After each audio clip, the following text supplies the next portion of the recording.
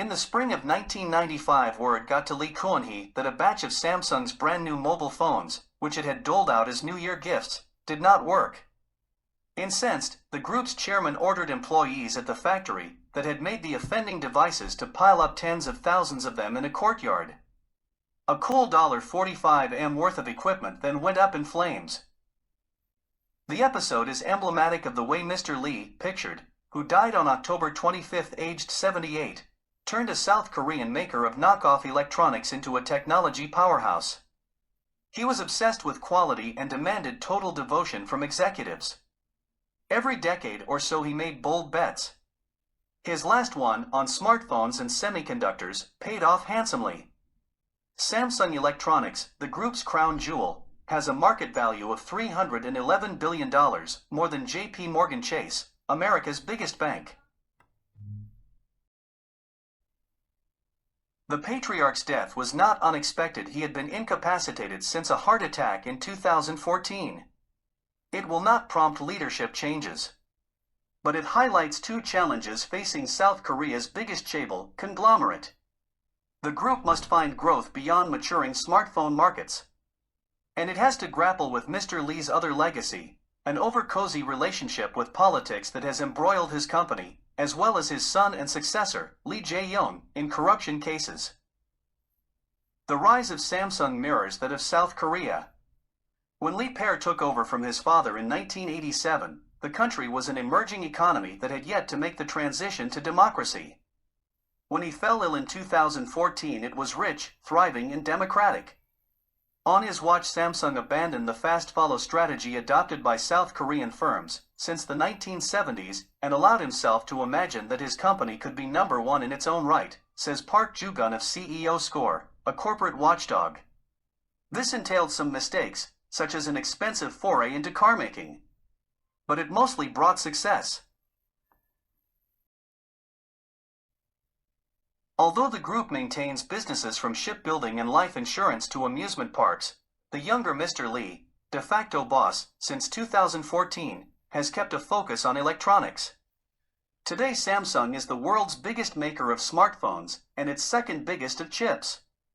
It has defended its position in mobile devices against competition from China.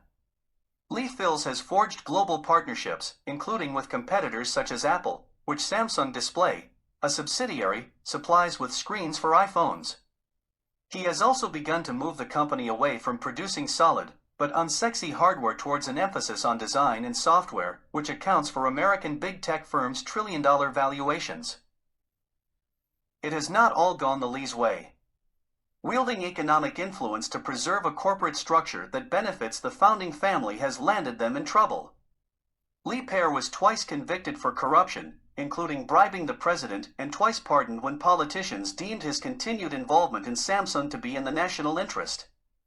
His son has already spent time in prison for bribing a confidant of Park Geun-hye, a former president, to gain approval for a merger which prosecutors allege helped him consolidate control over the Samsung empire. Ms. Park was removed from office and Mr. Lee is facing retrial on those charges, plus a fresh one on related accusations of manipulating stock prices to facilitate the merger. Mr. Lee and Samsung deny wrongdoing. If either case lands Mr. Lee in prison, his leadership may be in jeopardy. That need not spell doom. The day-to-day running of the company is in the hands of professional managers. But it may make it harder to perform the late patriarch's occasional, sweeping changes of direction. Some of his son's bets seem to be working. Samsung Biologics, the listed biotech subsidiary, is building a new $1.5 billion factory. Its share price is up by 50% this year. That of Samsung SDI, a battery affiliate, has nearly doubled. See chart. It has invested $2.1 billion since January and is eyeing the electric car market. It is planning to expand a factory in China and build a new one in Hungary. But at a combined value of $63 billion, they look small next to Samsung Electronics. And competition in both areas is hot. Samsung Electronics' third quarter results on October 29 beat forecasts. Over the next 10 years it plans to spend a large part of its annual $10 billion semiconductor capital budget on its contract manufacturing chip business. American sanctions against Chinese technology firms, which have already hurt its smartphone rivals such as Huawei, may help with that and with its flagging foray into 5G telecoms. But the firm warned of lower chip demand in the short term.